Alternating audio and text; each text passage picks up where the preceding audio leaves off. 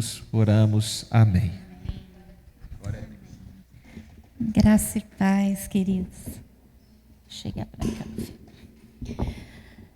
É um prazer estar aqui, muito grande. Eu não sou pregadora, mas a gente vai conversar um pouco sobre aquilo que Deus pode fazer ainda mais nessa igreja, através dessa igreja. Eu sei que ação social é algo que queima no meu coração realmente. É algo que eu gosto, sempre gostei de fazer, sempre gostei de me doar, né, nessa área. E aí, como o pastor nos chamou, a gente é obediente à voz de Deus. Estamos aqui. Amém? Qualquer coisa, depois, se eu falar alguma bobagem, você chega para ele e reclama que foi ele que me chamou. Amém? Não vai precisar, não? E você coloca para mim o slide. Pode botar o primeiro só para a gente... Evangelho prático. Vivendo a fé no serviço ao próximo. Fé que se move do banco à ação. E é isso que nós vamos conversar. É algo muito prático. Depois você vai falar assim, poxa, pastora, achei que você ia pregar. Não, nós vamos conversar sobre algo muito prático, que é o nosso dia a dia. O que nós podemos implementar, colocar em ação na igreja. Lógico, eu vou trazer ideias, vou trazer coisas que o Senhor me deu ao longo da minha caminhada, mas nada substitui o Espírito Santo.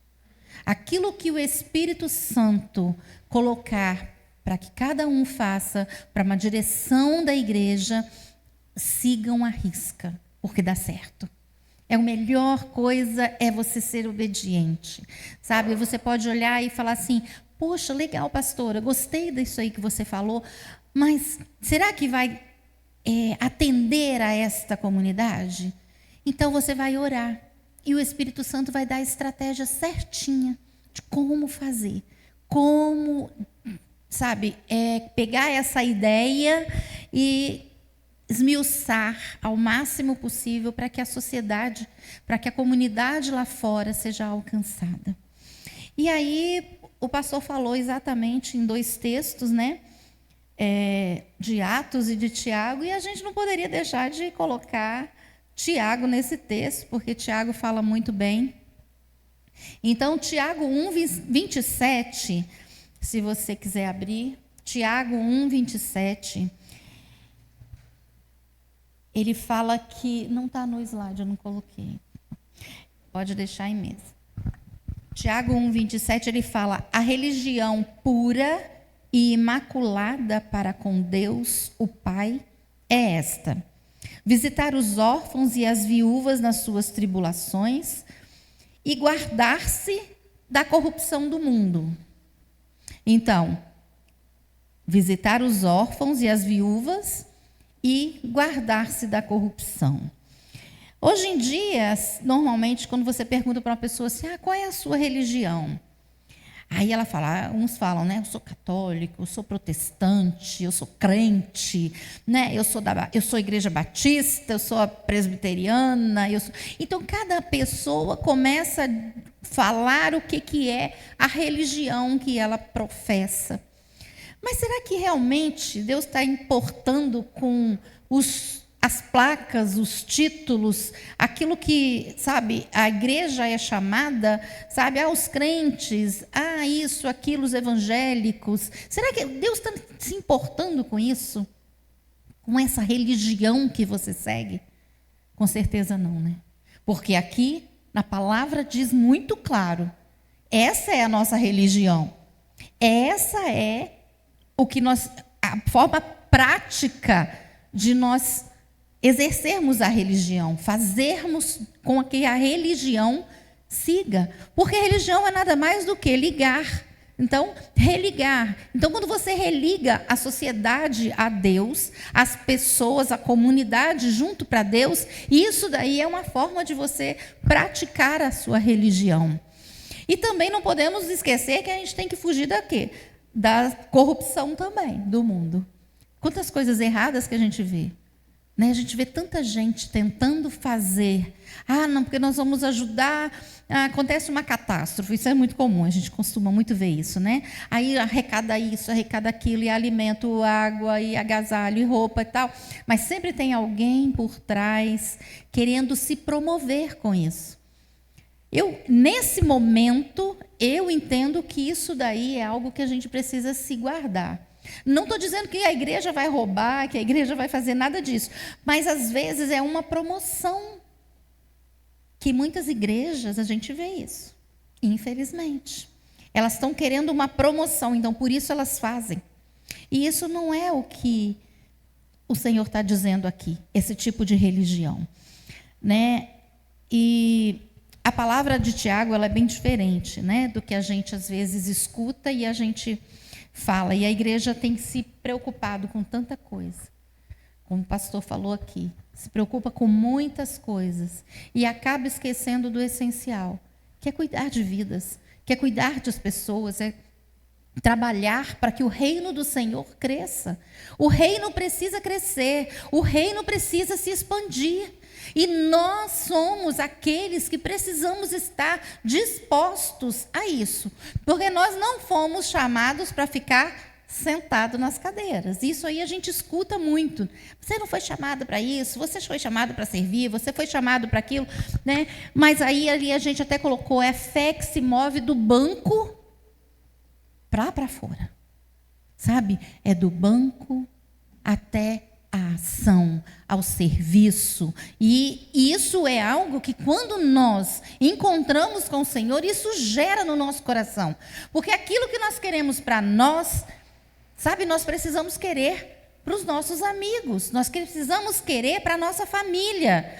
Então, nós precisamos levar essa consciência para a igreja, para que a igreja saia, para que a igreja aconteça. Eu me lembro, vou contar para vocês algo que aconteceu comigo, que fala muito claro nesse texto para mim, que é de visitar o órfão e a viúva. Né? Quando eu estava grávida do Ian, do pastor Ian, que vocês conhecem, meu marido morreu, né? Então lá em casa tinha uma criança órfã, que era minha filha, e uma viúva. Né? Então, e aí? Eu estava numa igreja que era extremamente cuidadosa com as pessoas. E todos os dias, por um bom tempo, eu recebi uma irmã na minha casa que ia orar comigo. Aquilo, sabe, mexeu comigo. Por quê? Porque ela tinha um coração, sabe, cuidadoso, zeloso. E isso me marcou até hoje. Se eu estou falando aqui, porque fez diferença na minha vida. Aquela pessoa ia todos os dias, o pastor toda semana, quando ele não ia 2 vezes na semana. E eu me lembro de um texto que ele ensinou, é uma maneira dele fazer, mostrar para a gente, né, que é o texto de Naum 1:7. O Senhor é bom, é fortaleza no dia da angústia e conhece os que nele se refugiam. Esse texto marcou muito esse período difícil da minha vida.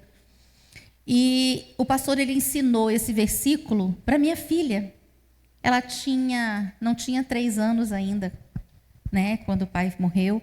E esse versículo, toda vez que ele ia, toda semana, quando ele chegava lá, ele chamava a Diana e falava assim: vamos ver se você aprendeu o versículo que o pastor ensinou. Então, ele sempre falava esse versículo, e isso marcou muito na minha vida, que realmente o Senhor foi fortaleza para mim naquele tempo. Foi Ele que me sustentou, foi Ele que me deu apoio. Esse texto, ele me manteve de pé. Sabe, então, nós precisamos fazer essa diferença. Nós precisamos, às vezes, você pode falar assim: mas eu nem tenho tanta intimidade com fulano ou beltrano para ir lá, que a mãe está doente, o pai está doente. Vá.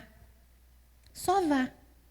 Porque ali você não sabe o que Deus vai fazer através da sua vida. Essa irmã nem sabe. Essa irmã nem sabe. Eu tinha uma outra irmã que ela não ia lá em casa. Mas toda vez que ela me encontrava, ela falava assim, Nildinha, que a minha mãe me chamava de Nildinha. Ela falava assim, Nildinha, todo dia, às 3 da manhã, eu estou orando por você.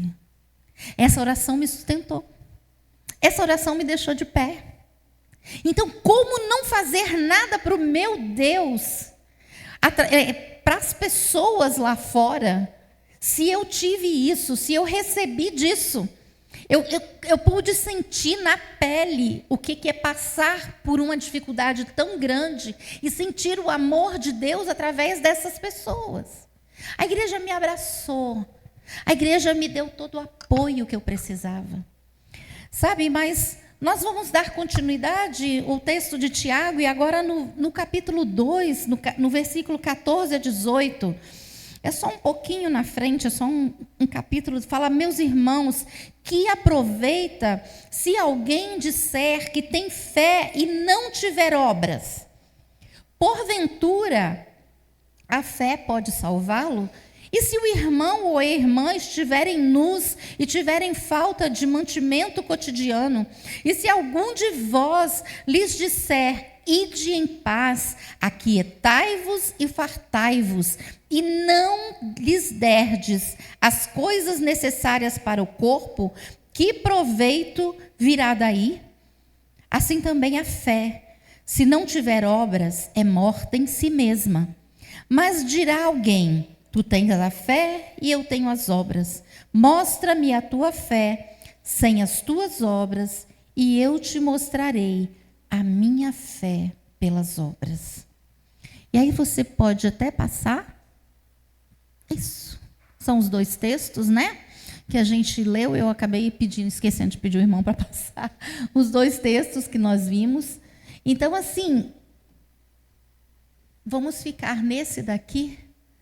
Mas dirá alguém, tu tens a fé e eu tenho as obras. Mostra-me a tua fé sem as tuas obras, e eu te mostrarei a minha fé pelas minhas obras. Se a gente fizer obra por fazer, a gente nem precisa. Porque a gente sabe que tem um povo aí fora que faz muito melhor do que nós. Infelizmente. E a gente sabe, e as pessoas também aí fora sabem, que quando eles fazem isso, eles estão proclamando a fé deles. Eles conhecem esse povo que ajuda, porque sabe que eles precisam melhorar espiritualmente, até se tornar um ser de luz melhor. E eles ajudam muito, eles fazem muito. Então as pessoas falam, não, mas eles ajudam. Por quê? Porque eles estão mostrando para o povo quem eles são. Mostra para as pessoas o que eles fazem. E nós oramos. Oramos e despedimos a pessoa com fome. Oramos e despedindo as pessoas com a conta de luz cortada.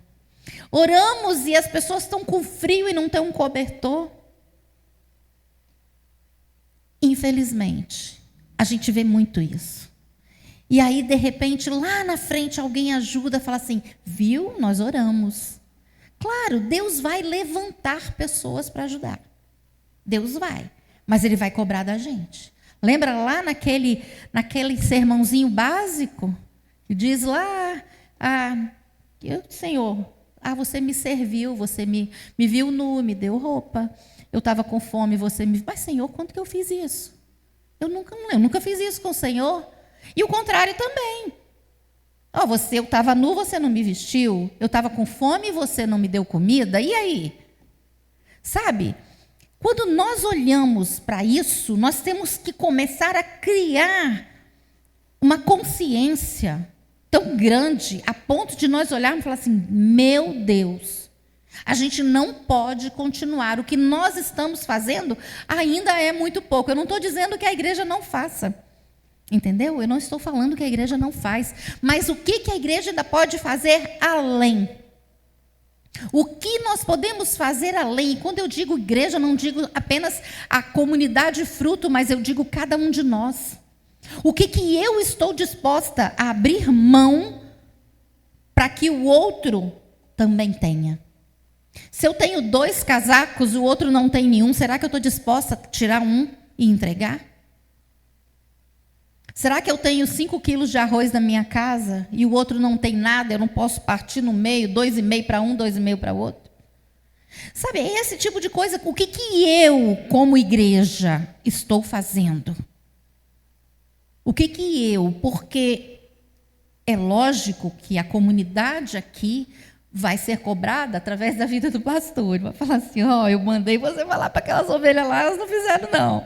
Ele tem responsabilidade por cada um de vocês. Ele tem responsabilidade, mas ele também, pelo que eu vi, ele fala. Ele também ensina. Então, nós precisamos que essa consciência, sabe, do que eu posso abrir mão. Sabe, queridos, quando nós fomos morar em Guarapari, nós passamos uma situação, meu Deus. A gente recebia a cesta básica da igreja. Toda quinta-feira, eu tinha uma pessoa que frequentava a minha célula, e toda quinta-feira ela falava assim, vou mandar o lanche da célula. Ela mandava as coisas para eu fazer, que ela gostava da minha comida, mandava as coisas para eu fazer. Mas junto vinha o leitinho para as crianças, o refrigerante, o biscoito, sabe, tudo aquilo que não vem na cesta básica, a carne, um pão, um lanche diferente, uma salsicha, uma carne moída para fazer um lanche para as crianças, tudo isso vinha junto, toda quinta-feira. E eu não me esqueço, a campainha tocava, eu já sabia que era ela. O Senhor colocou no coração daquela mulher para ela nos sustentar por muito tempo. E quando eu recebia a minha cesta básica, sabe o que eu fazia? Eu separava, falava assim, essa é minha primícia. E separava parte daquilo que estava ali naquela cesta e levava no altar. Porque eu sabia que Deus estava me sustentando, mas que também eu tinha que fazer, mesmo dentro da minha necessidade, eu levava e entregava no altar do Senhor, e Ele nunca deixou faltar. Sabe, se por muito tempo eu trabalhei com ação social, quando a gente morava em Colatina, e a gente fazia cesta básica, a gente era uma igreja pequena, de no máximo 80, não tinha 80 membros na igreja, era uma igreja considerável pequena, por ser a igreja metodista, né, uma igreja mais tradicional. E naquela igreja a gente distribuía todo mês de 25 a 30 cestas básicas. 25 a 30 cestas. Mas era assim, 20 quilos, 10 quilos de arroz, 10 quilos de açúcar, sabe? Era uma boa cesta para a pessoa passar um mês, dependendo do tamanho da família. E dependendo do tamanho da família, se ela era maior, a cesta era maior. Então, isso daí é o quê? E eu nunca tinha precisado. Mas a gente estava ali à frente do Ministério de Ação Social e aquilo que faltava, eu movia a igreja. Eu conseguia movimentar a igreja para poder eles levarem coisas para o altar. Entendeu? Para entregar na frente, para mostrar para a igreja o quanto era importante entregar as coisas no altar. E aí eu me lembro que um dia teve uma irmã da igreja, ela falou assim, Zenilda, eu estou passando dificuldade. Você consegue fazer uma cesta para mim? Eu falei, consigo. Eu vou te entregar uma cesta, mas presta atenção. Depois que você não estiver precisando mais, você vai ser responsável em todo mês, né, que a gente tinha um dia específico, você vai trazer também da sua casa algo para colocar na cesta. Que agora você vai ser beneficiada, mas daqui a pouco você não precisa mais. Entendeu? Então, assim, a gente vai tentando criar estratégias para abençoar e para, sabe, a gente acaba sendo abençoado e muito, né? Glória a Deus por isso, Deus sabe, né? Eu tenho um coração abençoador, lá em casa todo mundo foi criado assim, porque a gente tem lá de trás, eu falo que esse tipo de coisa está no nosso DNA. Porque meu avô fazia a colheita, fazia a plantação, plantava lá os milho dele, os feijão, e virava para minha avó e falava assim, Maria, prepara minha malinha aí que eu vou passar uns dias fora. E ele botava no cavalo lá, não sei, na sela, lá tem um lugar, né, não sei nem o nome direito, mas ele botava a malinha dele e ia para as fazendas pregar o evangelho. Aí ela falou, aí eu falava assim, mas Orlando, e a roça? Deus cuida. E Deus cuidava.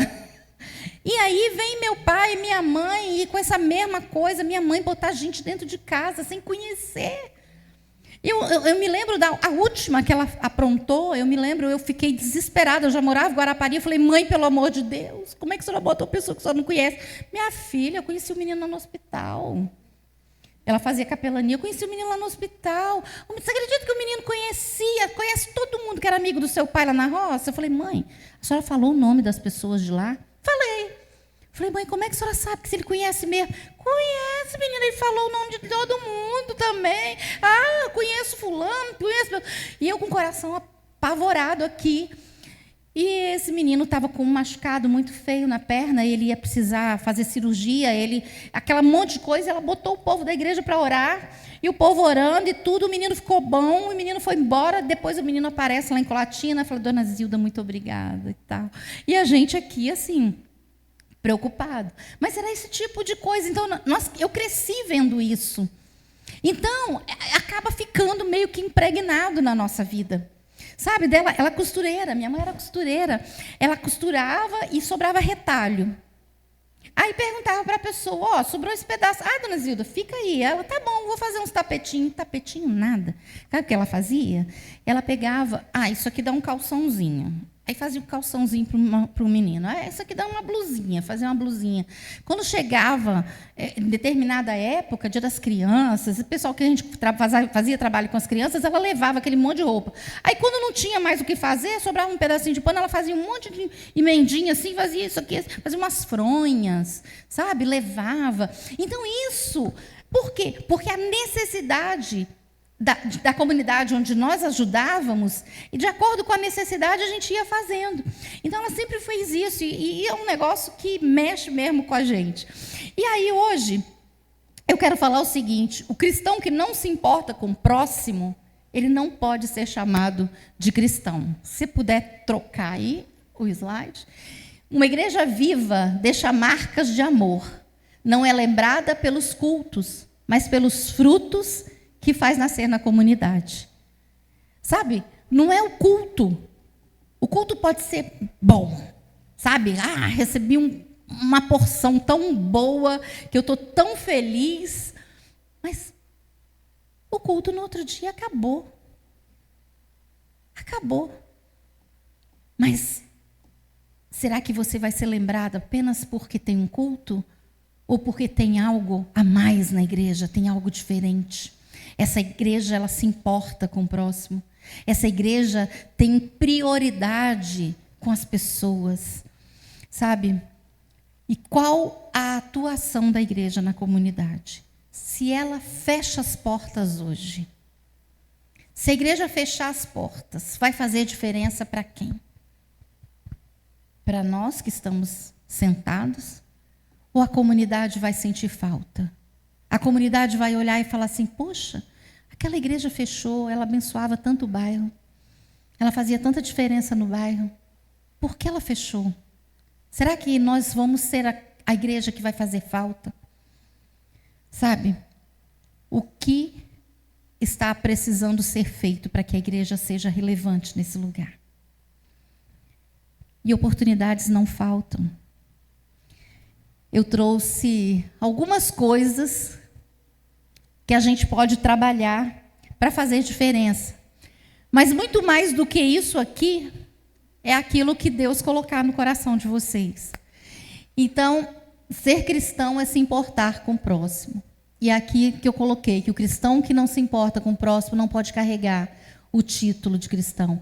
A gente pode fazer cesta básica, curso profissionalizante, alfabetização de adultos, reforço escolar para crianças, ensinar as pessoas a fazerem as coisas, cursos, trabalho com mulheres, com grávidas, sabe? Tem tanta coisa que a gente pode fazer. Distribuição de cesta básica, querido, é algo que as pessoas sempre buscam nas igrejas. Mas já pensou, entra uma pessoa ali agora, chega e fala assim, cadê o pastor? Aí o pastor vai lá na frente, pastor, estou passando necessidade na minha casa, você tem uma cesta básica aí para me arrumar? Aí ele, não tem. Não tem nenhum alimento aqui. responsabilidade é só dele? Não. Se a gente pode trazer. Sabe uma coisa que sempre funcionou muito bem? Na minha experiência, uma cesta. Uma cesta na porta da igreja. Na entrada da porta, lá no fundo. Isso funcionava muito bem. Nós tínhamos na igreja um dia de levar os alimentos. E a cesta ia abarrotada. Mas tinha dia, naquela semana que era marcado para isso, nem sempre. As pessoas, às vezes, não tinham recebido. Às vezes, as pessoas não tinham ainda como levar. Ou outras tinham esquecido. Então, a cesta na porta da igreja fazia com que as pessoas se lembrassem. Ai, meu Deus, mas no próximo eu vou trazer. E ela já ficaria incomodada, porque toda vez que ela entrava na igreja, via a cesta e não estava colocando nada ali, ela ficava incomodada. E aí eu costumava falar o seguinte: coloque o alimento junto com a sua Bíblia. Hoje em dia tem que ser junto com o seu celular, com a chave do carro. O pessoal hoje não tem muito hábito de trazer a Bíblia física, né? A Bíblia vem no smartphone. Então, coloque junto, que você não vai esquecer. Porque isso você vai criando na igreja o hábito e ter sempre, né, esse alimento para poder estar ajudando as pessoas. E essa cesta, ela precisa ser, essa cesta básica, essa entrega de cesta básica, ela precisa ser monitorada e com prazo determinado. Porque as pessoas acostumam. É muito bom receber uma cesta básica todo mês. Chega, pô, menos arroz, menos feijão que eu preciso comprar. Oxe, é muito bom, não é? Falei igual minha menina lá que me ajuda. Oxe. Então, é muito bom, muito cômodo. E a pessoa acostuma. Mas a igreja precisa fazer diferente. Não, olha, eu vou te entregar por 3 meses. Era o prazo que eu fazia lá. Isso aqui vocês vão ver de acordo com a necessidade das pessoas. 3 meses. A cada 3 meses nós vamos te avaliar. Já teve vez eu entregar a cesta básica, botar no carro e visitar a pessoa, para saber como é que ela está. Ai, pastor, eu estou com tanta dificuldade, estou passando fome, pastor. Olha, eu não fui na igreja pegar minha cesta básica, pastor, porque eu tenho um ferro aqui na minha coluna que eu fiz a cirurgia. O senhor sabe, eu não consigo abaixar. Mas teve um dia na igreja que ela chegou, Diana pequenininha, ela, ai, que coisa linda, que pegou no colo e tudo mais. Eu falei, sério? Engraçado, você pegou a Diana no colo, né? Ah, mas é muito difícil eu conseguir fazer isso. Eu falei, tá. E ela falando, naquela visita, ela começou a falar que ela estava passando necessidade, isso e aquilo. Aí, de repente, o filho dela não aparecia, ela está na hora de tomar meu remédio. Eu falei, vou pegar água. Pode ficar sentadinha, eu vou pegar água para você tomar seu remédio. Eu fui na cozinha. E aí eu era meio xereta, sabe, para isso. Porque você precisa ser cara de pau. Quem está entregando precisa ser na cara dura mesmo. Será que está precisando mesmo? Eu abri a geladeira.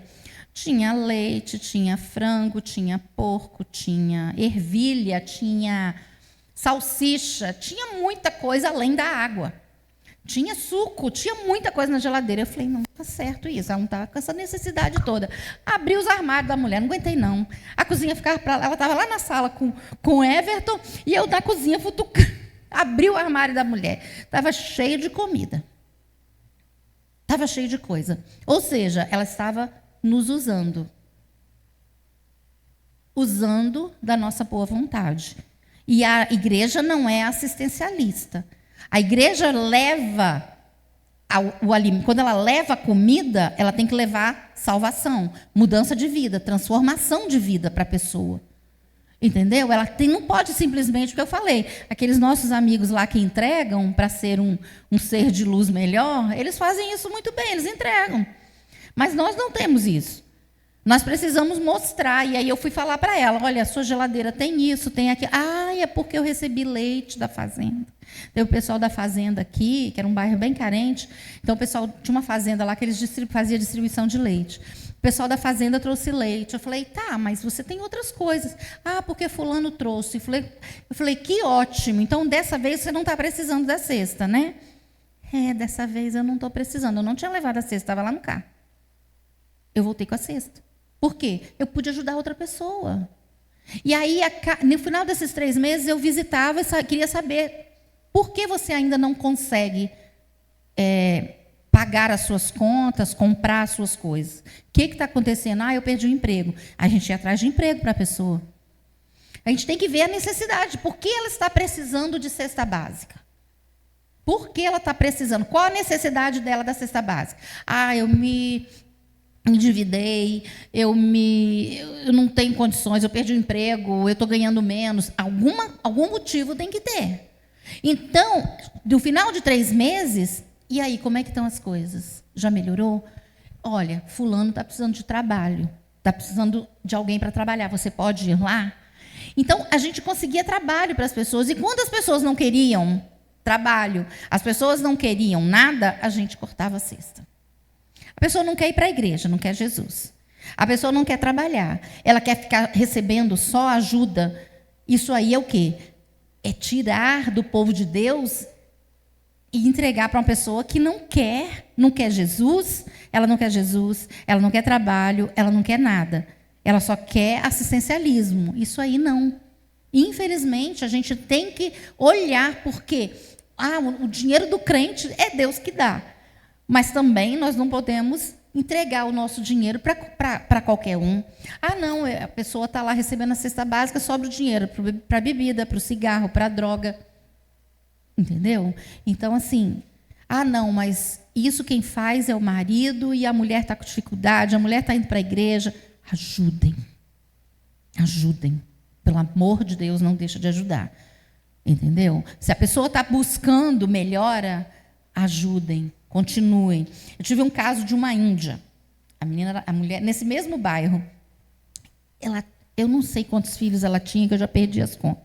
Mas devia ter lá uns 10, 12. Entendeu? Era menino que não acabava mais.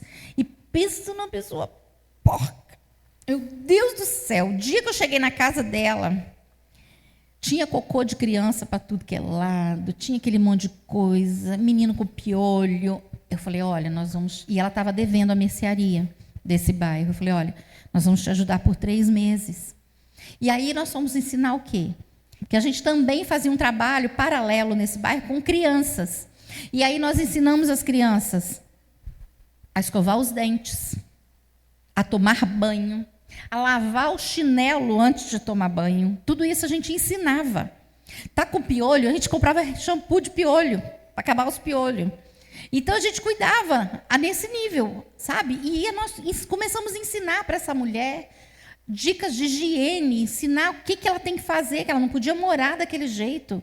Conseguimos colchão, porque eles dormiam, era chão batido, de terra, a casa dela. Então, nós conseguimos colchonetes, conseguimos para botar em cima das esteiras. Então, tudo isso nós fomos ajudando. Mas chegou um momento que ela virou para mim e falou assim, aqui, bateu no meu ombro assim, aqui, faz assim, o dia que você vier aqui de novo, você traz açúcar, traz remédio de piolho, que os meninos também estão com piolho. Ela começou a me dar ordem, traz farinha, traz isso, traz... Eu olhei e falei, como é que é?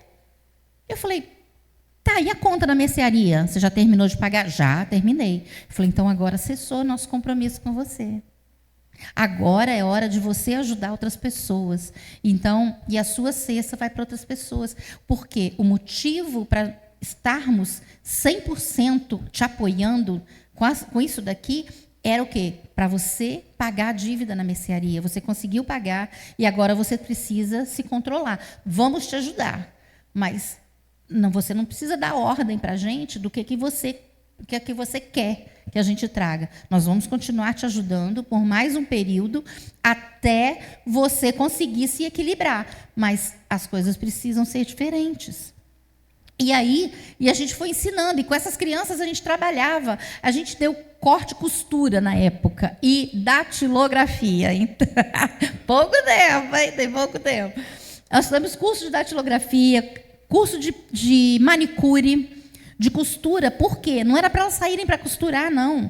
Era para fazer as roupas das crianças, para não precisar comprar. Sabe? E aí elas faziam de pintura. O pessoal da costura fazia barra nos panos de prato, a da pintura pintava os panos de prato, a outra fazia os crochê, eram tudo turmas separadas. E aí ficava os panos de prato pronto, o que eu fazia? Enfiava num saco e para a rua vender. E eu falava para o pessoal, olha, é para um projeto. E assim eu explicava o projeto. E, olha, raramente, teve uma amiga minha que falou assim, não, deixa aqui, você não precisa sair na rua vendendo, não. Deixa aqui que todas as minhas clientes vão comprar. Então, a gente fazia dinheiro com esse projeto, para continuar abençoando essas pessoas. Vocês entendem que você pode usar o próprio projeto que você faz para poder abençoar outras. Então, são coisas que você pode falar, Deus, onde nós vamos fazer isso?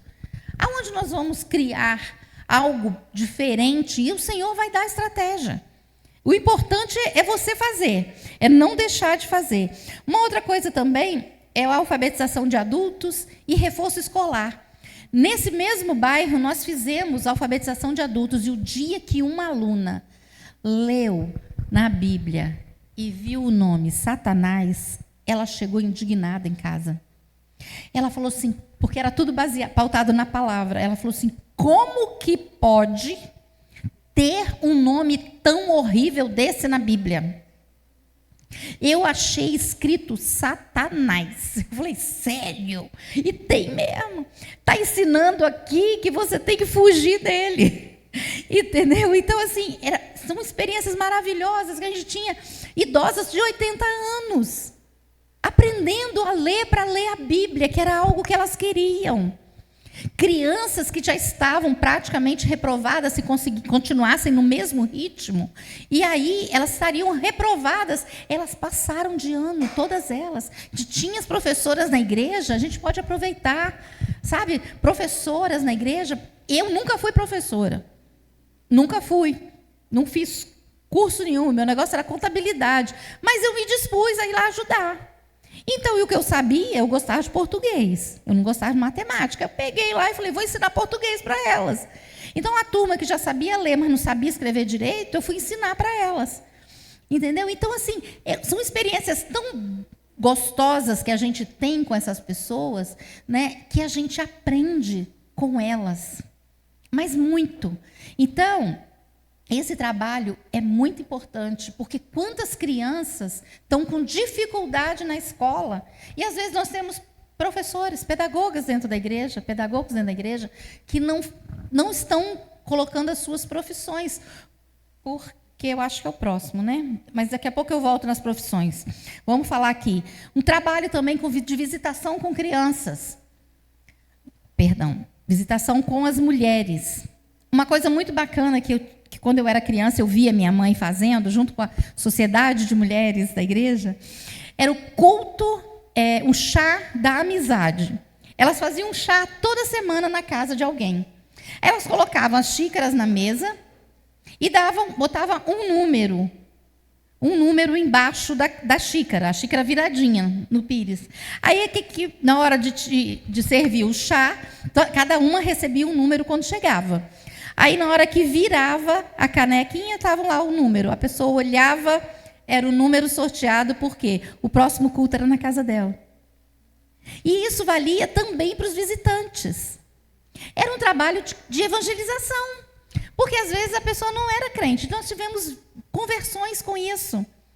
E era muito legal, porque era toda semana, na casa de um, na casa de outro. E elas iam.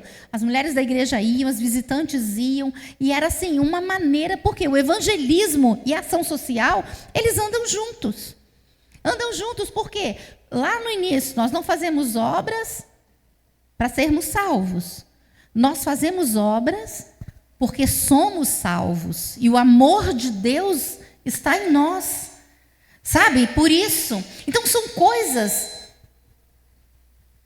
coisas que a gente pode fazer.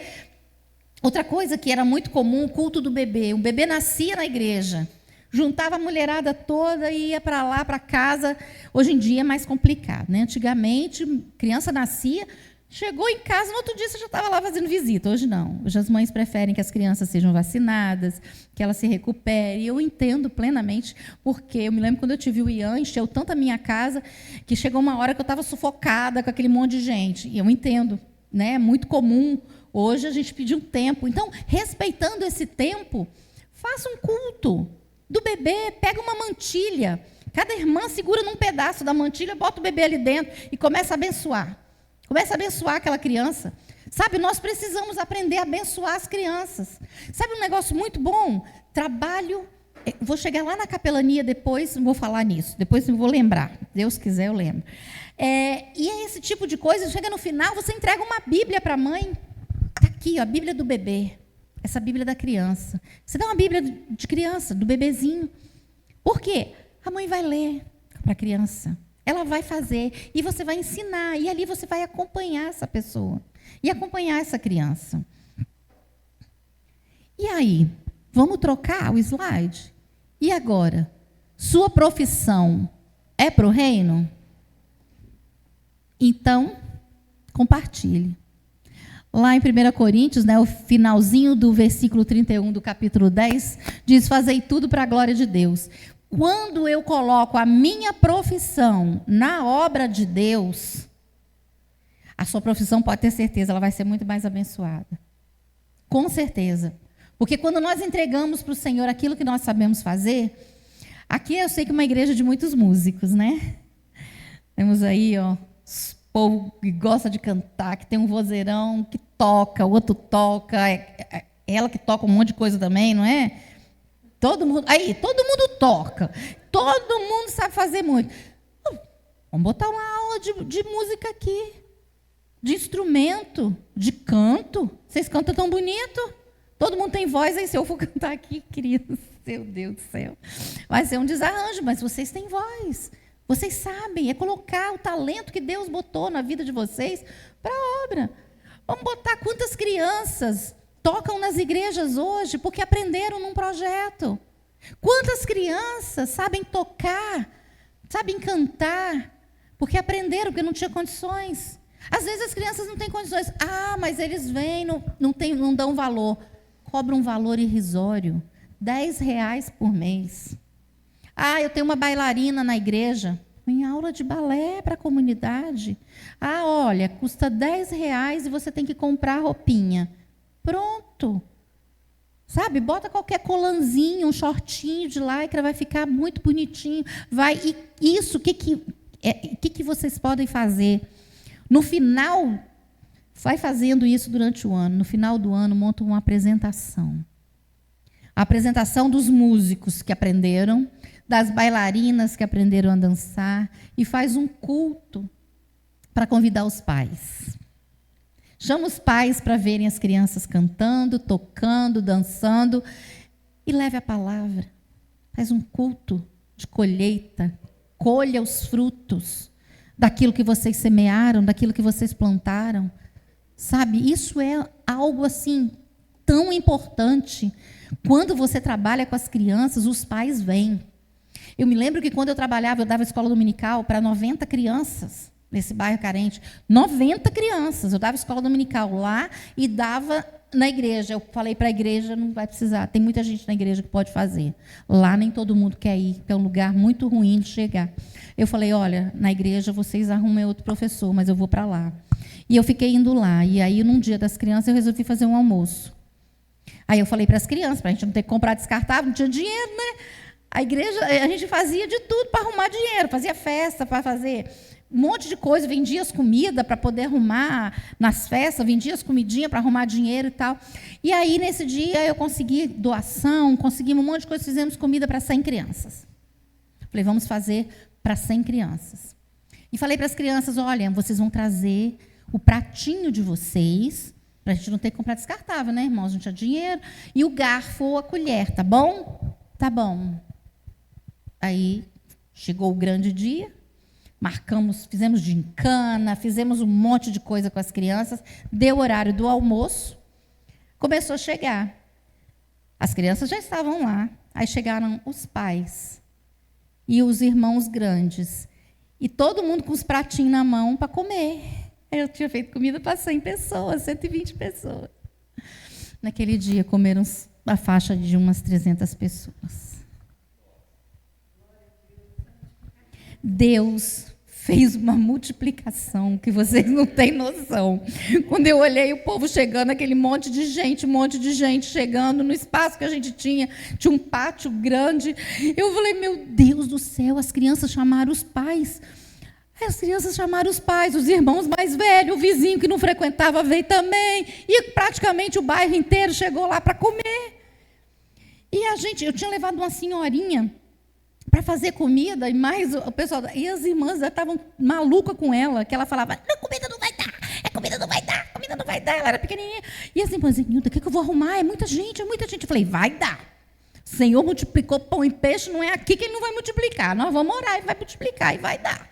E foi suco de abacaxi da fruta, e foi comida, e aquelas 300 pessoas comeram. E todo mundo saiu satisfeito de lá. Passaram-se uns anos, bastante anos. Eu precisei parar o projeto, porque nesse dia, depois desse dia, isso foi num feriado, não lembro sábado, que dia que era, eu comecei a passar mal, muito mal, e todo mundo falando, é a água de Barbados que é ruim, você tomou suco, você fez comida com a água de Barbados. Eu falei, para, que não é nada não, é a minha pressão que está baixando, não sei o quê, eu passando mal, descobri que estava grávida, e eu, como não podia ter filhos, né, o médico, repouso absoluto. Porque se você engravidou, isso aí não tem condições. Não é normal isso, não. Então, é uma gravidez de risco, fica quieto. Eu precisei parar com o projeto. E, infelizmente, o projeto acabou, porque eu deixei 2 pessoas me substituindo, e essas pessoas deixaram para lá e acabou. Mas passaram-se uns anos depois disso. No dia da minha ordenação pastoral, foi numa outra igreja, não foi na nossa igreja, e para fazer junto, né, juntamos 2 igrejas para fazer, a nossa mais a outra, e a pastora também daquela igreja estava sendo ordenada, e naquele momento fizeram homenagem para ela, e a nossa igreja era pequenininha, né? Ninguém ia fazer homenagem para mim, não era um povo muito acostumado com essas coisas, não sabiam nem como fazer, era tudo novo convertido, nem sabia como fazer. E, de repente, me aparece lá um vaso de flor desse tamanho. Lindo, lindo, lindo. E aí eu abri o cartão, e eu me emociono até hoje. Estava escrito lá, parabéns, pastora Zenilda, tal, tal, tal. E embaixo assinado, Célula de Barbados. As minhas crianças estavam dando fruto. Estavam nessa igreja, sendo líderes de célula. E ganhando mais vidas para Jesus. É um negócio que você faz e você não tem nem ideia do que vai acontecer lá na frente. Você não consegue saber quem vai ser salvo, quem vai dar prosseguimento a um trabalho que você começou. Eram apenas crianças. Eu tinha crianças de 4 aninhos que ia até crianças de 11, 12. Sabe?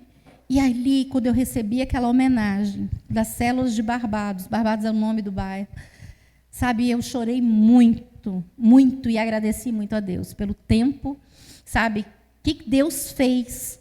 Sabe, eu não falo isso para me vangloriar, sabe? Eu falo isso para dizer que vale a pena investir. Vale a pena investir em criança. E quando eu coloco a minha profissão à disposição do reino, sabe, eu não era professora, eu ajudei os adultos. Eu não era uma exímia professora de escola dominical, porque eu não conseguia falar de Jesus para as pessoas, entende? Eu tinha vergonha. Para eu estar falando aqui hoje, foi muito jejum e oração, eu não falava. Eu morria de medo, eu tremia para fazer isso. Mas eu trabalhava com crianças, e isso eu sabia fazer. Então, eu comecei com as crianças, e o Senhor salvou.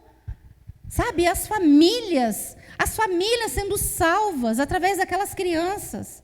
Então, quando eu me coloco à disposição do reino, as coisas acontecem. E deixa eu correr, porque eu já não sei nem quanto tempo eu tenho ainda. Misericórdia. Quando a igreja entende que a religião pura, sabe, ela se envolve na comunidade. Os profissionais inseridos nela colocam, sabe, as profissões à disposição do reino. Uma outra coisa, se você puder mudar, capelania. Capelania é algo assim muito, sabe? Lembra que eu falei que a minha mãe levou um rapaz para dentro de casa? Ela era capelã desse hospital. A gente conseguiu levar um curso para esse, juntamente com o pessoal do hospital, para formar capelães. E aí tinha as igrejas, e eram todas igrejas evangélicas.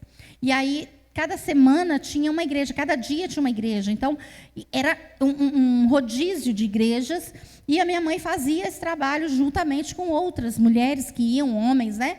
Então, assim, é muito importante a capelania hospitalar. Sabe uma outra coisa que dá muito certo na capelania hospitalar? Você chega na maternidade. Uma coisa que dá super certo. Por quê? Você chega lá, aí você olha assim, aí tem uma mãe que acabou de ter um neném. Aí você chega, ai, que lindo, Deus abençoe e tal. Eu posso orar por você, pela criança? Dificilmente eles vão falar não. É raro.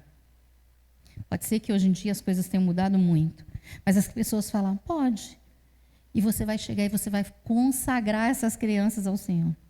Senhor, está aqui a fulano de tal, eu consagro ele ao Senhor, o Senhor é dono da vida dela. E você começa a proferir bênçãos, sabe? E profetizar na vida dessa criança que ela será uma pessoa próspera, que ela será uma pessoa serva do Senhor. E você começa a falar, tudo que aquilo, sabe, que o Espírito Santo for colocando no seu coração, você vai falando e você vai profetizando na vida daquela criança. Ela pode ser consagrada depois, para outras coisas, mas a primeira está ali, foi você que fez, você consagrou.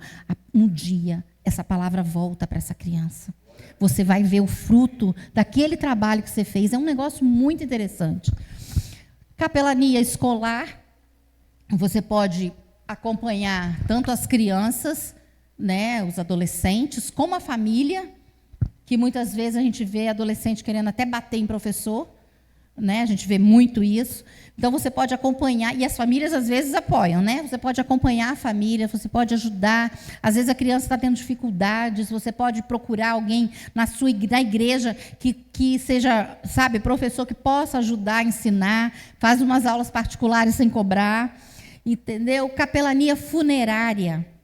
Gente, capelania funerária, a pessoa está doída, sabe, triste, um coração dilacerado que perdeu alguém. Nesse momento, é um momento que você pode chegar e dar uma palavra. De repente, dependendo da pessoa, na hora lá antes de enterrar, posso fazer uma oração pela família? Sabe? Leva consolo para essas pessoas. Carcerária. Essa daí é uma das mais difíceis. Uma das mais difíceis. Eu nunca fiz, né? Mas lá no Espírito Santo, hoje está muito difícil de fazer capelania carcerária. É uma dificuldade muito grande, porque, infelizmente, existem pessoas que não conseguem seguir as regras. E o Ian descobriu, né, que o pessoal pegou pastor levando o celular para a gente dentro do presídio. E isso dificultou muito a entrada. Então, tem pessoas específicas, não pode. A revista é muito, você tem que dar nome antes, você tem que ir lá fazer cadastro, é bem complicado. Mas também é necessário, porque o preso está lá. E a família? Se o preso era contribuinte da Previdência, a família tem direito a receber. Mas, se não é, eles não têm. E a maioria, não sei se é a maioria, mas muitos deles não têm. Nunca contribuíram, nunca tiveram uma carteira assinada. Então, assim, a família precisa de ajuda. E aí, um acompanhamento com a família também é muito interessante. E quanto às crianças, eu gosto de falar de criança, porque criança é um investimento tão maravilhoso. É muito fértil, que não é a igreja do amanhã, é a igreja do hoje. Né? As pessoas costumam falar, é criança do... Não, as crianças são de agora, é criança que ora, que prega, que profetiza, criança que leva Jesus para as outras pessoas, para as outras crianças. Então, eu queria só deixa eu só olhar a hora aqui, querido. 8h45. Não vou demorar, não. Eu quero deixar com vocês um texto bem conhecido de 2 Reis 11, 2 e 3. São os reis de Israel. E eu quero falar de Joás. Esse rei ele foi escondido para não morrer, para não ser morto, porque tinha uma rainha que ficou muito brava porque o filho dela morreu, então ia matou todos os filhos dele para ela poder reinar, que é a Atalia. E no 2 fala, mas Joseba, filha de Jeorão, irmã de Acasias, que estava morto, tomou a Joás, filho de Acasias, e o furtou dentre os filhos do rei, aos quais matavam, e o pôs a ele e a sua ama na recâmara, e o escondeu de Atalia, e assim não o mataram. E Joseba o teve escondido na casa do Senhor 6 anos, e Atalia reinava sobre a terra. 2 Reis 11:1 fala que Atalia foi uma rainha muito perversa, filha de Jezabel, né, e de Acabe, mãe do rei Acasias. Ela reinou no máximo por 2 anos. E quando Acasias morre, Atalia tenta interromper o curso da história. Lembra que Deus disse para Davi que sempre haveria alguém no trono. De onde vem a descendência de Jesus? Desde lá, né? Quando o Senhor Jesus, da tribo de Judá, Davi, então é uma descendência de Davi. Se ela interrompe ali, se ela para ali, como Jesus nasceria? Descendente dele. Não, então, ela queria encerrar o curso da história ali. Ela queria interromper o projeto de Deus. E existem muitas Atalias por aí querendo interromper o projeto de Deus, quando elas querem matar todas as crianças, todos os herdeiros do trono. Sabe? O histórico de Atalia realmente é tenebroso, né? A história dela, filha de Acabe, de Jezabel. Então, sabe, Jezabel, ela só queria o quê? Destruir todos os profetas, destruir Elias, que falava as verdades para eles, para Acabe e para Jezabel. Mas o governo de Atalia, ele vai nos deixar alguns ensinamentos, né? E ensinamentos valiosos. E isso pode, para a nossa vida, sabe, para toda a nossa vida de crente, para a nossa vida no Evangelho. Entender que querer o que não é nosso é um grave problema. Nós precisamos estar onde Deus nos colocar, mas não devemos querer o lugar ao qual Deus não preparou para nós. O trono não era para Atalia, o trono não era para ela, o trono era para o filho do rei, não era para a mãe do rei. Então, nesse momento, quando ela mata todo mundo, e a Joseba, que é a filha, ela pega aquela criança e põe junto da sua ama, e aonde que ela esconde essa criança? Onde ela escondeu a criança? Na casa do Senhor.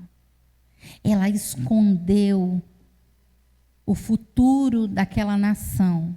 O trono, ela foi escondido em Deus. Foi escondido, guardado no templo.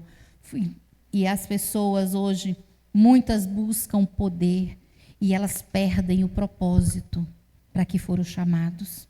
O propósito de um rei, ele é servir ao povo. Rei Jesus, quando veio na terra, o que ele mais fez foi dar a lição de quê? De servir. O ensinamento dele em todas as áreas foi de serviço. Ele serviu a todos. E o que ele fez, as curas, os milagres, as maravilhas, foi o serviço. Então, o rei, ele era para servir ao povo e não para usurpar do poder e ter uma atitude como a que ela teve. Então, queridos, você não precisa estar onde Deus não te chamou. Você vai estar onde Deus te colocou, onde Deus te colocar. Se você está no reino de Deus, você está apto ao trabalho. Você está apto a fazer aquilo que Ele está te chamando. Sabe, quando a Thalia faz isso, ela achou que tinha acabado com a linhagem de Davi. Acabou. Mas na história, Deus tem um plano para todas as coisas. Deus sempre tem um plano. Sempre. Quando você, às vezes, olhar e falar assim, não tem mais jeito para mim, não.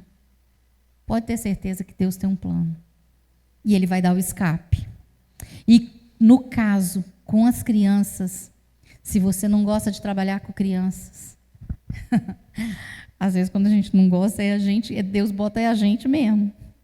Sabe, quando você fica assim, não, criança não dá muito trabalho, não, prefiro outra coisa, me põe para fazer outra coisa, criança dá muito trabalho, não quero não, criança dá, pois é, e eu tá apontando assim, ó, pro Diogão ali, ó, mas é mesmo, às vezes a gente não quer, não, dá muito trabalho, menino bagunceiro, Deus me livre, Deus te livre, Deus te coloca lá para você fazer, Deus te põe lá para você fazer, sabe?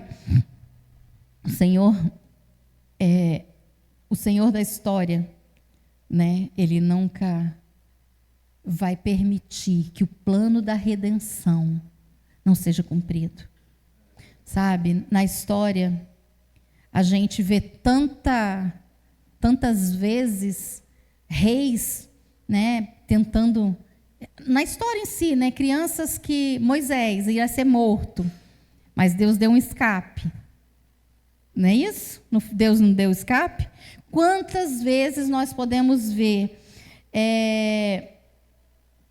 no Nilo, né, ela coloca lá Miriam para ir colocar a mãe para cuidar. Em Joás, a Thalia mata todas as crianças. Em Jesus, Herodes mandou matar as crianças, né, de 2 anos para baixo, que seria a idade que Jesus teria. Então, o diabo sempre vai tentar contra as crianças. Por isso, a igreja do Senhor Jesus precisa se posicionar. Ela precisa se posicionar para estar cuidando dos pequenos. Ela precisa cuidar daqueles, sabe, que irão, assim, fazer diferença na vida. Quando eu falo das crianças que estavam lá em Barbados e, de repente, lá eram grandes, foi a palavra plantada que germinou, que fez, e às vezes você não dá nada para uma criança. Você fala, e parece que quando um bichinho é mais bagunceiro, é aquele que vai dar certo. É aquele que vai ser, sabe, o profeta que vai botar o dedo na cara de rei, de prefeito, de governador e falar, o Senhor Jesus é a solução para isso. Sabe, são essas crianças que vão dar rumo diferente na história. E nós precisamos nos envolver. Essa história bíblica, sabe, é uma história da redenção da humanidade. Depois que Jesus foi aos céus, cada um de nós é participante. Cada um de nós é responsável para darmos continuidade ao projeto inicial. Sabe, o povo precisa saber da importância das crianças. Quando o sumo sacerdote Joiada começa a preparar o plano para tirar, né, a Thalia, ceifar a vida dela, né? E a esperança dos que fariam parte daquele plano era Joás. Aquela criança, ela era a esperança que o povo deixaria Baal e adoraria o Senhor. Aquela criança ia mudar a história de Israel naquele tempo. Sabe, muitas vezes os discípulos de Jesus fizeram o quê? Tira as crianças, mas Jesus falou, não. É delas o reino. O reino dos céus é dela. Sabe, o reino de Deus são das crianças. Enquanto o mundo silenciava a esperança, Deus escondia um rei no templo. Que essa igreja possa ser refúgio. Que essa igreja possa ser refúgio daqueles que o mundo quer destruir. Que essa igreja possa abraçar as pessoas necessitadas, e aqui eu não digo só apenas as crianças, mas tem muita gente aí fora que é melhor sair, cortar caminho delas, não é isso? Não, não. O nosso eu fala, corta caminho. Não, mas Jesus fala, vai até ela. Sabe? É a história do bom samaritano, que vai lá, que vai atrás, que cuida. Olha, deixa lá para o outro cuidar, fala, eu pago, se esse dinheiro que eu estou deixando não der, é investimento, você precisa enfiar a mão no bolso e investir também na obra. Você precisa investir nos projetos sociais da igreja. É algo que precisa ser gerado no nosso coração de uma forma que nós sejamos bem liberais. Ah, pastora, mas como é que eu vou fazer? Esse final de semana eu queria sair para comer a família, comer uma pizza. Fica uma semana em casa. Pega aquele dinheiro que você ia gastar. Fala, esse aqui é especificamente para o projeto da obra social. Sabe, Deus vai te dar dinheiro para você comer muitas e muitas pizzas. Muitos e muitos lanches. Sabe, invista. Invista, tenha um coração abençoador. Sabe, estipule algo. Fala, não, olha, chega, pastor, tem posto de saúde aqui por perto? Tem posto de saúde aqui por perto? Tem. Sempre tem um posto de saúde. E tem muita gente que vai cedinho lá, não vai? Tirar uma ficha para poder consultar? Tem gente que vai para a fila sem tomar café da manhã. A igreja pode pegar um café da manhã, 2, 3, 4 pessoas ir lá, vir trazer um café para vocês. Tem PAs. Todo bairro, todo lugar, né? Às vezes não só num bairro, mas num bairro maior, tem um PA. Vai lá no pronto-socorro, leva um café, mas leva a palavra junto. Não leva só a comida, leva a palavra. Faça o convite, olha, nossa igreja é na rua tal, fica perto de não sei do quê. Vai lá, faça uma visita para a gente. Sabe? Essas pessoas que os outros não querem, a gente quer. Essas pessoas que as pessoas olham e falam assim, ninguém dá nada por elas, nós damos. A gente dá valor para elas, porque se Jesus dá valor para elas, quem sou eu para não dar valor? Quem sou eu para dizer a ela não tem valor, se Jesus morreu na cruz por essa pessoa? Ele não morreu só pelas pessoas bonitinhas, só pelas pessoas boazinhas. Ele morreu por aquele drogado, ele morreu por aquele assassino, ele morreu por todos eles.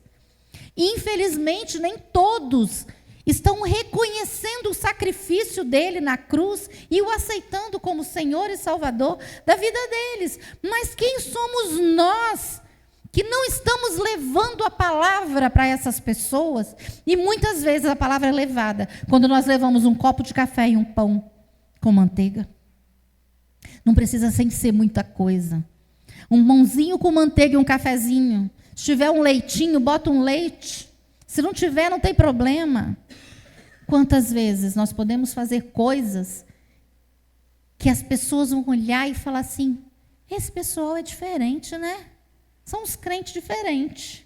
Não são uns crentes que ficam falando mal de mim porque eu fui ali e tomei uma cachaça, ou eu fumo um cigarro. Mas é um povo diferente, que eles estão cuidando de mim enquanto eu estou na fila, tirando uma ficha para o meu filho consultar. E vai orar pelas crianças, vai orar por quem ele está tirando, pegando para consulta, marcando consulta. Por quem é que vai consultar? É a minha esposa, meu filho, meu sobrinho, seja lá quem for. Posso orar por ele? Ore. Pega o nome. Sabe, as pessoas gostam muito quando o crente anota o nome, né? Vou anotar, anota meu nome aí para orar. Anota o nome, leva um caderninho, vou anotar. Mas, pelo amor de Deus, chega na igreja e ora, né, irmãos? Por favor, né? Não anota o nome e deixa largado num canto, não. Traz e ora. Pode orar em casa também. Então, isso faz diferença. Só que esse negócio de anotar e não orar, aí realmente Deus vai cobrar aí depois de você, né? Sabe aquele negócio? Irmão, ora por mim, ora, vem cá agora. E ora de uma vez. É a melhor coisa, porque depois você pode esquecer. Orei aqui, ó, vamos orar, porque se eu esquecer, depois eu estou orando. Então vai lá, faça uma oração, leva um pão, mas leva a palavra. Leva esse pão aqui, leva um conforto. Sabe? Ore, faça a diferença. Faça a diferença. Se quiser, para o final. Enquanto o mundo silenciava a esperança, Deus escondia um rei no templo. Que a igreja volte a ser refúgio dos que o mundo quer destruir. É essa palavra que eu quero deixar para vocês. Sabe, o mundo quer destruir, mas a igreja não. A igreja quer fazer a diferença e trazer, sabe, vidas para os pés do Senhor. Amém? Agora eu vou... Pode? Então, vamos ficar de pé, vamos orar.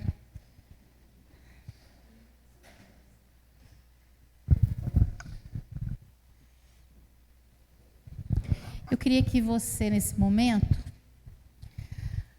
perguntasse para o Senhor aonde que Ele quer que você atue. Ou se você já tem atuado numa área, o que Ele quer que você melhore, ainda faça melhor. Eu achei essa ideia do chazinho, do café ali, muito acolhedor. Muito, muito acolhedor. Mas... se a gente chegasse um pouco mais cedo e se passasse ali fora alguém se oferecer o cafezinho também com biscoitinho, também faz diferença. Sabe? A comunhão é algo tão importante na nossa vida. A nossa família cristã, a gente precisa, sabe, realmente ter muito relacionamento. A ponto de juntos nós abraçarmos essa causa do evangelismo e a ação social junto. Vamos orar. Deus, nesse momento, eu quero te agradecer, Pai, porque o Senhor tem nos despertado a cada dia para nos importarmos com o nosso próximo. Só que muitas vezes nós deixamos Deus de lado, deixamos passar despercebidos aqueles que precisam da nossa ajuda. Aqueles que muitas vezes precisam apenas de um abraço e um consolo. Aqueles, Deus, que nós precisamos dar um abraço, dar um consolo e dar um prato de comida. Muitas vezes numa oração, uma direção. Deus, abra os nossos olhos espirituais para que vejamos essas pessoas. Precisamos enxergar a necessidade das pessoas. Abra o nosso entendimento e o nosso coração para que sejamos sensíveis à voz do Teu Espírito. Abre, Deus, os nossos ouvidos, que sejamos, Senhor, completamente voltados a ouvir o Teu chamado, a Tua direção, Pai. Não queremos fazer nada para nossa glória, não queremos fazer nada para nos promover, mas nós precisamos fazer para que o Teu reino cresça. O Teu reino, Senhor, precisa ser estabelecido neste lugar, nesse bairro, nessa comunidade. Quando estávamos vindo, Senhor, aquele rapaz do Uber dizendo como que a comunidade aqui em volta, sabe, ela salta, ela faz isso, ela faz o outro. Não fique falando para a gente não ficar na rua dando mole. Meu Deus, nós precisamos levar vida diferente para essas pessoas. A igreja precisa mostrar quem é o Senhor Jesus, transformador de bairros, transformador do bairro inteiro, onde não vai haver, Senhor, bares, onde vai haver igrejas, onde vai haver um povo adorando. É esse propósito da igreja estabelecida neste lugar. Deus, traga pessoas a este lugar para que recebam uma palavra de alento para a sua alma. Senhor, traz as pessoas, que a Tua glória neste lugar seja algo tão visível, Pai, que as pessoas sejam atraídas, que elas sejam atraídas a este lugar pela manifestação da Tua glória nesse lugar. Senhor, em nome de Jesus, que essa igreja seja como um grande imã que atrai as pessoas, meu Pai, porque é a tua glória é esse imã atraindo, que essa igreja possa trazer a tua glória, buscar, Senhor, para que o Senhor se manifeste nesse lugar, mas que principalmente em cada um de nós o Senhor gere o desejo, a vontade sobrenatural de levar vida para as pessoas. Pai, no nome do Senhor Jesus, aquele que morreu na cruz por nós, em nome dele, Senhor, que nos apresentamos diante dele, diante do Senhor, e dizendo: eis-nos aqui, Pai, eis-nos aqui. Ah, Deus, queremos fazer aquilo que o Senhor nos chamar, em nome do teu Filho Jesus. Amém, amém, aleluia.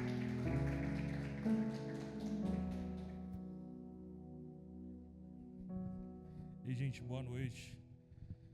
Graças e paz da parte do nosso Senhor Jesus. Você pode sentar um minutinho, a gente não vai demorar muito mais, mas